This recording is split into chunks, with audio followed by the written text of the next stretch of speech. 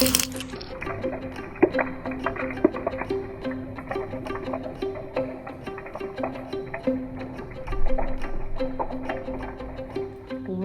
to day 5, and today we will be practicing water drops. So this is perfect day for watercolor leftovers, as I like to call them, on your palette. If you have something that's still there, you can use it. I have from, I think it was day 2. This is from day 4, yesterday, when painting snails. So to practice water drops, we will use watercolors from previous day. Of course, if you already washed your palettes, although I don't recommend doing that, you can use watercolors fresh from your set. First, we need to apply watercolors. We will practice in little squares of different sizes and types of water drops. And I will show you 2 methods. First one will be this is, I think, the most easiest when you, for example, already know that you will have a subject with water drops like this flower here. You already know that water drops are there, so you will reserve space for water drops while the surface is still wet. Other thing is when you have a finished painting and maybe after a day or month or year, you decide, oh, I want to add their water drops. It is possible to add water drops on a painted, finished painting when the watercolor layer is completely dry. So first, let's do 3 squares on a wet surface and 3 when, for example, the painting is already finished, an oldie. So first of all, I will apply water, imaginary square, and as I mentioned, I will use watercolors, that leftover watercolors. For example, this indigo, applying evenly layer. For example, you are painting something and you know that you want to add water drops straight away. For that purpose, here even layer of watercolors. Also, water is just enough, so I am moving watercolors. No puddles, nothing is floating on its own. So next thing, I need to lift out watercolors to free space for water drop. You can do that with round synthetic brush, or you can do with cotton buds. While surface is still moist, I'm washing my brush, cleaning in paper towel, and lifting watercolors. You see, while the surface is still wet, it is easy to lift watercolors. This technique is not, here I have a little bit of more. This technique is not only for water drops. It also, if you need to reserve light space, light area. And every time when I lift watercolors, I clean my brush in paper towel, lift again, clean, lift again. So here I have perfect space for water drop. Let's do another square with different color and different shape of water drop, size. I will take pink color, again applying evenly. That's how you would normally also apply if you are painting leaf or petal or flower head. You will also start with even and smooth layer. And now let's use cotton. So it's already dry and clean. So I'm just, I find it's more easier with brush, but you can try. You never know what works for you. I always suggest students try different techniques, different tutors, different tutorials, subjects, mediums, until you find what works best for you. And last square, where we have wet surface and removed instantly. So now I will let these three dry completely. You can't paint water drop on a wet surface of these squares or petals or leaves, whatever you have. We need crispness, and to get crispness, we need dry surface. So you can't, if you will not wait for layer to get dry, then your water drops will just become smooth and blend over the place, and they will not look realistic. But here, now I will do 3 squares, same way, only I will not be removing this space for water drops. I will leave them completely covered.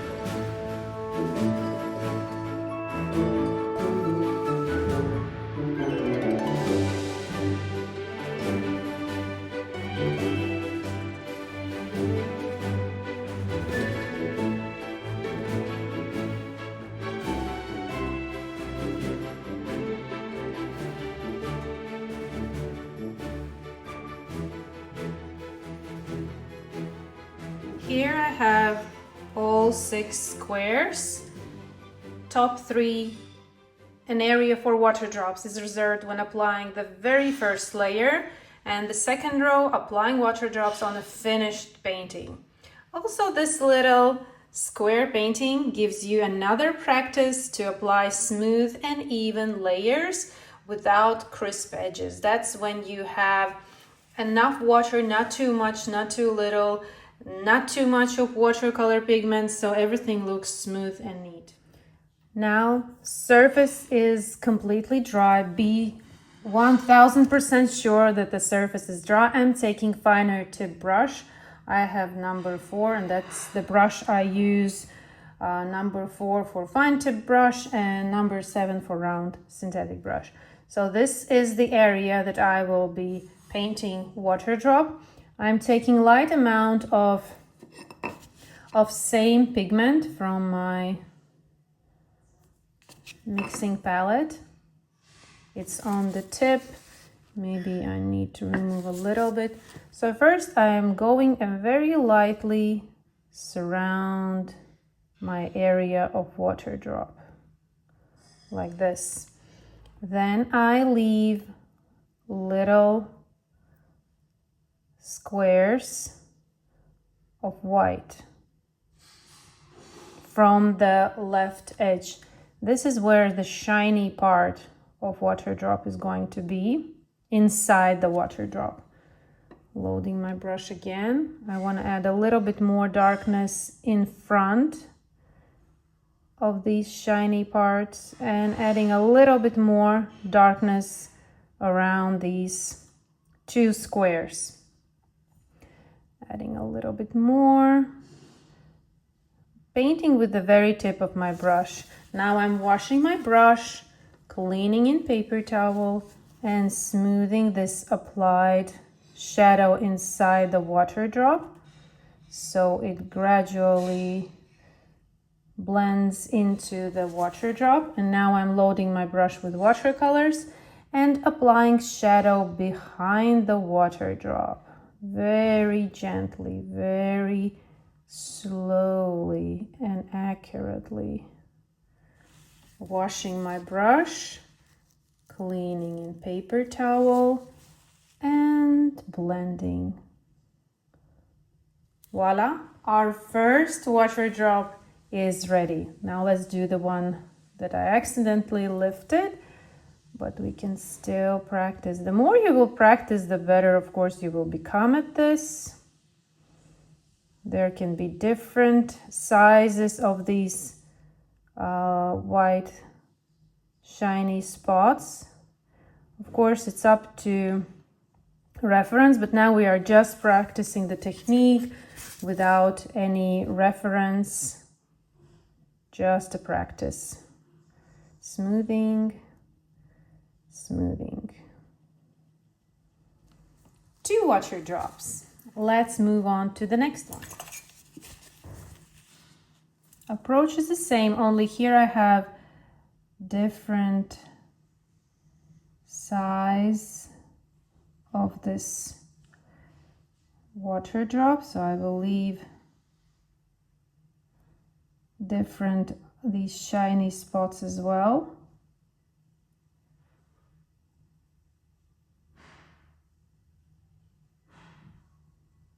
Let's just be here a little bit more creative. I'm painting completely from imagination because I don't have water drop reference right beside me, but to practice this is perfect. Don't need to be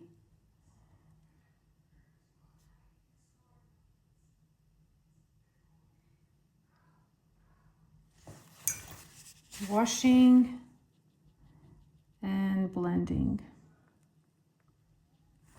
Here we have a very thick water drop.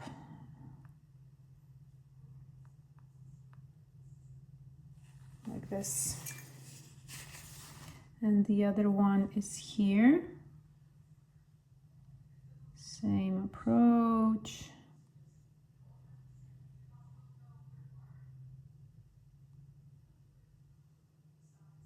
Let's make now circle shiny parts. Maybe this water drop is more rounder, some are more flat, different. Washing, cleaning, and smoothing,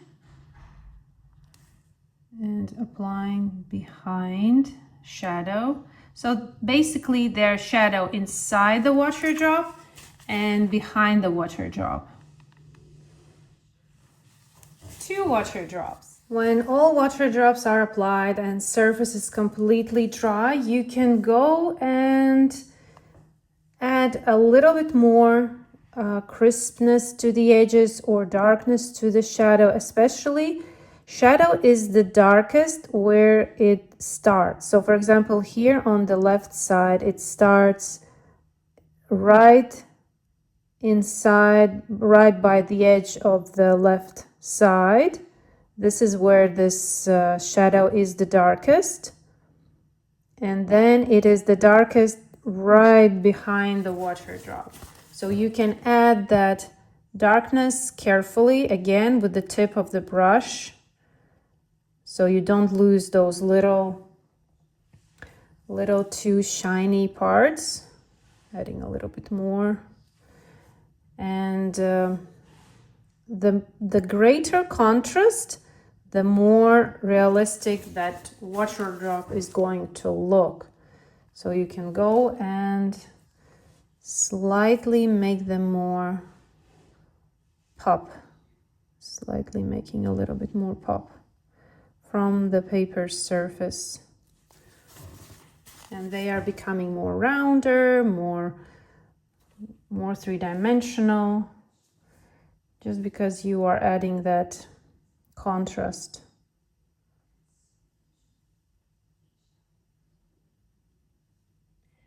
Now the second row is, for example, this would be a finished painting of a red rose and you want to add a water drop.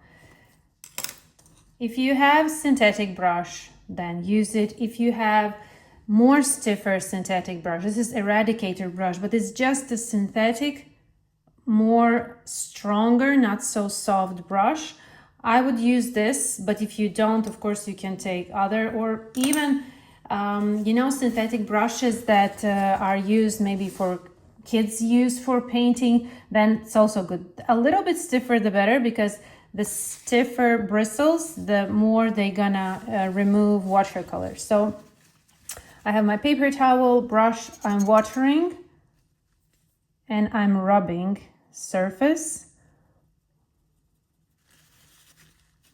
And here I have space for water drop. Let's do another one. And a little bit more. Another one here, different form.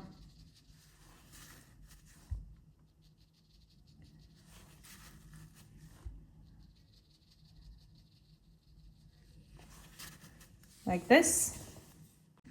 After doing this removal, you need to again wait for the surface to be completely dry. Now you slightly damaged paper right now. It's not a huge thing, it's just a little bit of damage, because when you rub something on watercolor paper, of course you slightly damage paper surface, and let it dry completely. And further, applying water drops is the same as we did with first row.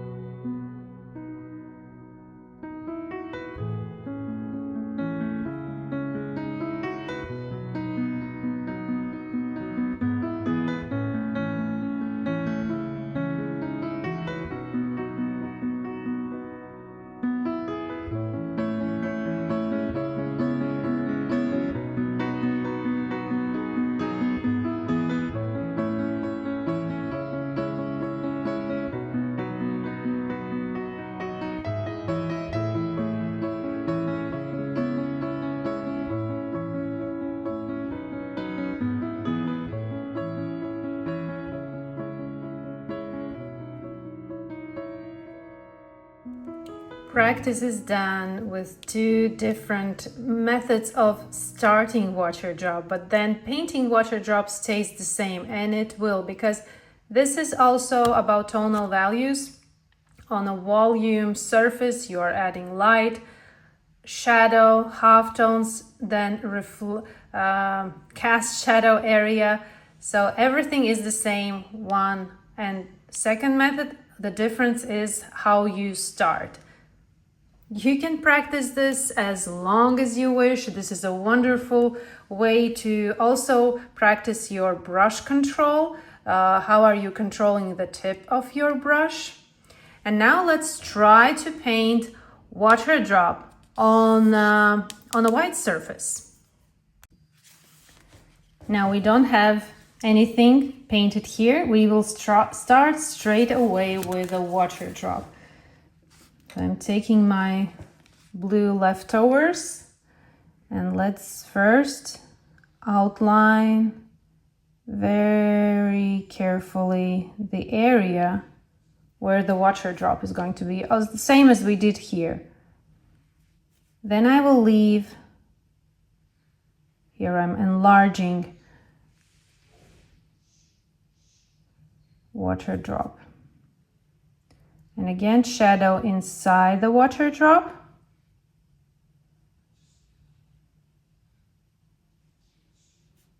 And I will do another one here. Shadow inside the water drop, carefully around these white shiny parts.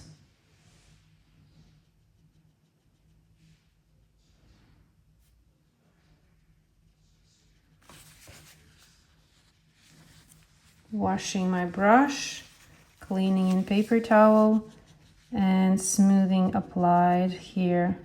Shadow to the lighter part. And loading my brush with watercolors, applying shadow behind the water drop. Same technique, same approach. Washing my brush, cleaning in paper towel, and smoothing, so we have gradual transition from shadow to light.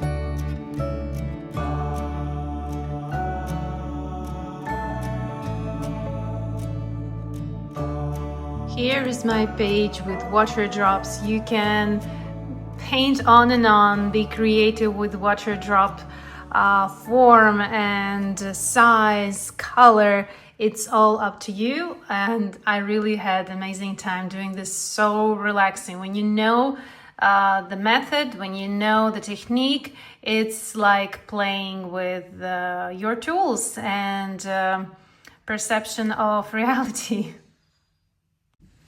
Let's do another practice. For example, if we would have a leaf or a long, let's assume that this is a leaf. Applying water. Just enough so watercolors can be moved.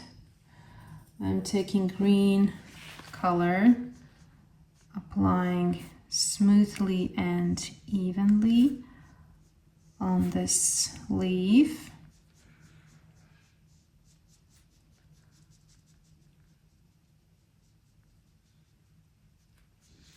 Washing my brush, cleaning in paper towel, and lifting, cleaning, lifting, cleaning, lifting, cleaning. And this is going to be a big water drop, and it can go even out of our, this is going to be like a tiny leaf.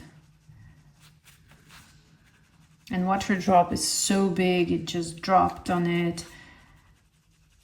And it's huge. So I will leave that to dry completely. Now surface is completely dry. And I'm taking finer tip brush, watercolors. And in order to make this water drop slightly go out, it can't go too much, I am outlining a little bit out of that area, and again circling. Now my shiny part is going to be on top,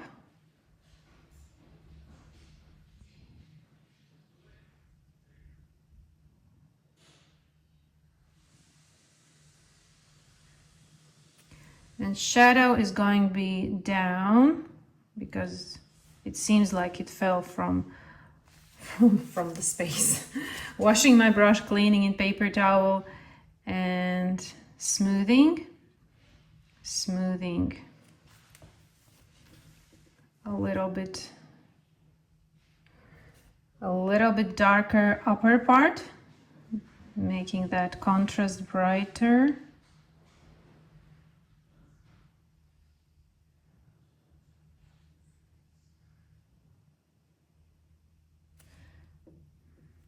And brighter, darker, contrasty shadow.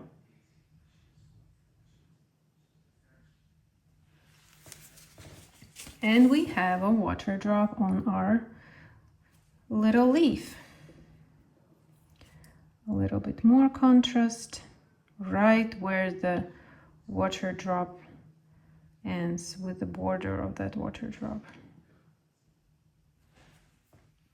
Here's a view of my page.